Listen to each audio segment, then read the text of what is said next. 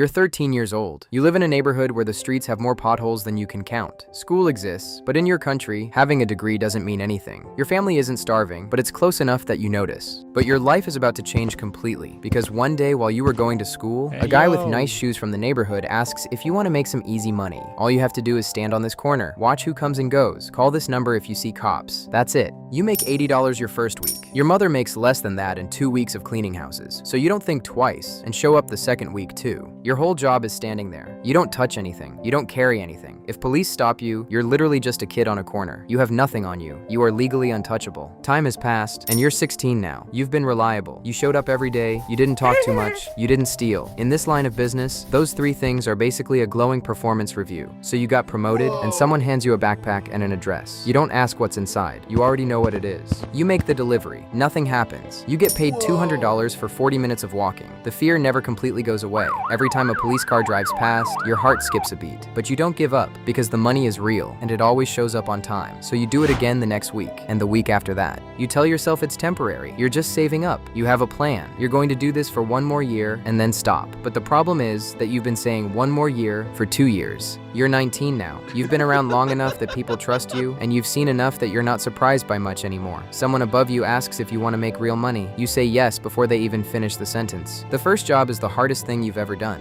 You don't sleep for 3 days before it. Afterward, you feel sick in a way that isn't physical. You tell yourself it was necessary. You tell yourself the person deserved it. You build a story around it that makes it survivable. The second job is easier. The third job is just a job. That's the part nobody warns you about. Not that you'll be asked to do terrible things. You knew that was coming. But that your brain will eventually just accept it as normal. That the thing that made you sick the first time will become routine. That you will become someone who does this the way other people become someone who files paperwork. You make good money now. Real money. You have things you couldn't have imagined at 13, standing on that corner. You also can't leave. Not really. You know too much. You've done too much. The organization doesn't have an exit interview process. Those who try to leave quietly disappear without a trace. Those who try to leave loudly become a warning to everyone else. You stopped thinking about leaving somewhere around the 4th job. You're 26 now. You run a city, not officially. Officially, you own a car wash and a small construction company. But everyone in this city knows what you actually run. The police know, the mayor knows, the rival organization 2 cities over definitely knows. Everything that happens in your territory makes you money. Drugs moving through, you get a cut. Businesses that want to operate without problems, they pay you. People who need things resolved quietly, they come to you. You are simultaneously the most powerful and the most stressed person in a 30-kilometer radius. You have people working under you who are exactly what you were at 19. You manage them the same way you were managed. You don't think about it too much. The money is extraordinary. Your house is large. Your cars are nice. Your family lives well and asks few questions because the answers are uncomfortable.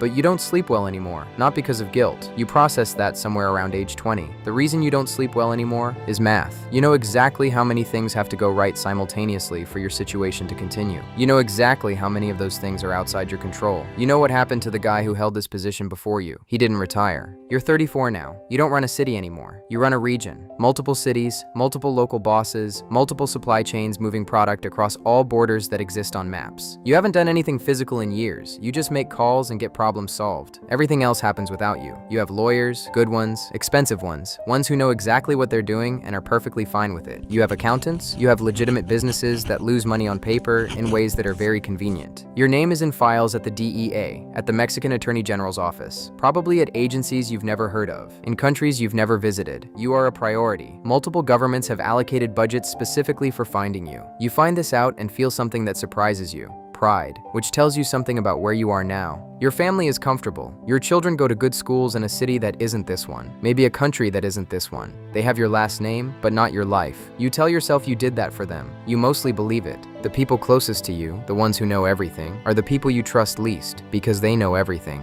You're 42 now. You run one of the most powerful criminal organizations in the Western Hemisphere. Billions of dollars move because you say so. Politicians take your calls. Generals have accepted your money. You have more power than most people who appear on the news talking about power. You live on a ranch, beautiful property. You haven't left in 4 months because 3 different groups are trying to kill you at the same time, and only one of them is a rival cartel. One is a government. One is someone inside your own organization. You don't know who. That's the problem. You eat well, but you sleep badly. You trust nobody completely. Your paranoia keeps you alive. The people who weren't as careful as you are gone. You sometimes think about that corner you stood on at 13. The guy with the nice shoes who recruited you. You wonder what happened to him. You actually don't know. People at your level lose track of people at that level the way you lose track of individual raindrops. You have everything. You are also completely alone, in a way that no amount of money can fix. You know how this ends. Everyone at this level knows how this ends. There are only a few versions. Captured, killed, or disappeared so completely that you stop existing as a person and become just a body trying to stay hidden. You just don't know which version is yours yet, or when.